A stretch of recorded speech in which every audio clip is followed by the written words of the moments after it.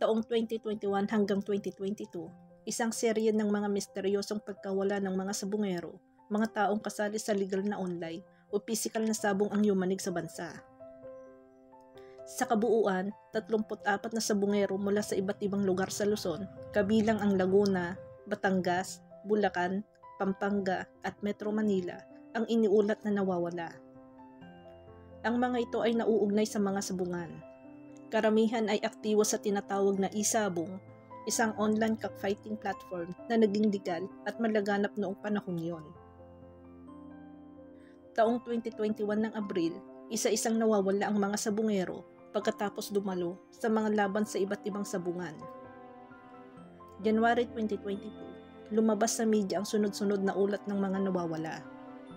Nag-viral ang CCTV footage ng ilang biktima na hinuli o isinakay sa mga sasakyan pagkatapos ng laban. February 2022, sinuspindi ng Malacanang ang e-sabong dahil sa mga krimen at katiwalian na isinasangkot dito. Taong 2024, mabagal ang progreso ng investigasyon. Walang bangkay o labi ang natagpuan.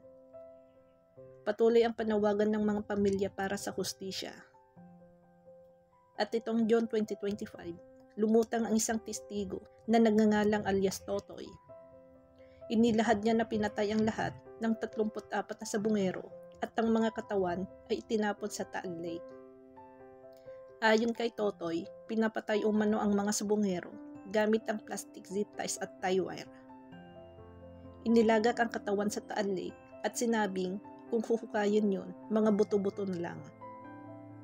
Inamin din na hindi lang 34 ang biktima.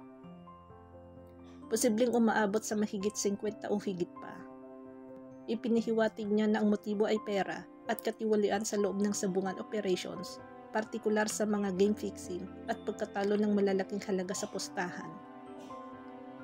Naglabas ng pahayag ang DOJ na tinitingnan nila ang testimonya ni Totoy bilang credible at balak nilang humiling ng suporta mula sa Supreme Court para sa retrieval operations. Naka-standby na rin ng PCG o Philippine Coast Guard at Philippine Navy para magsagawa ng underwater search sa Taal Lake pero may mga hamon. Ang Bulkang Taal ay aktibo ito, may lalim na lawa na umaabot ng 170 hanggang 200 meters. At ayon sa PNP-CIDG, patuloy ang case build-up laban sa umanay mga sindikato at operator ng sabungan. Halos 4 na taon nang naghihintay ng hustisya ang mga pamilya. Para sa kanila ay umaasa na matutuloy ng paghahanap sa Taal Lake para man lang mabigyan ng katahimikan ang mga naiwan. Nananawagan sila ng transparency, aksyon at hustisya, lalo na ngayon na may bagong lead mula sa testigo. May mga hinala na may mga kasabwat mula sa loob ng sabungan industry, kabilang ang ilang tauhan ng pulisya, private security at operators. Sinisilip din ang money trail, malalaking halaga ng pera sa sabog na posibleng motibo ng mga pagdukot at pagpatay. Ang kaso ng mga nawawalang sabungero ay isang malawak, misteryoso at kontrobersyal na issue na hanggang ngayon ay hindi pa ganap na nare-resolba. Sa paglutang ng bagong testigo ngayong 2025, may panibagong pag-asa ang mga pamilya ng biktima na maibalik ang hustisya at mailibing ng maayos ang kanilang mga mahal sa buhay.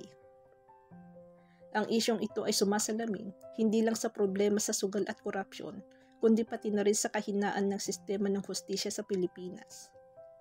Marami ang umaasa na sa mga darating na buwan may mangyari ng konkreto, lalo ng paghahanap sa ilalim ng Taal Lake.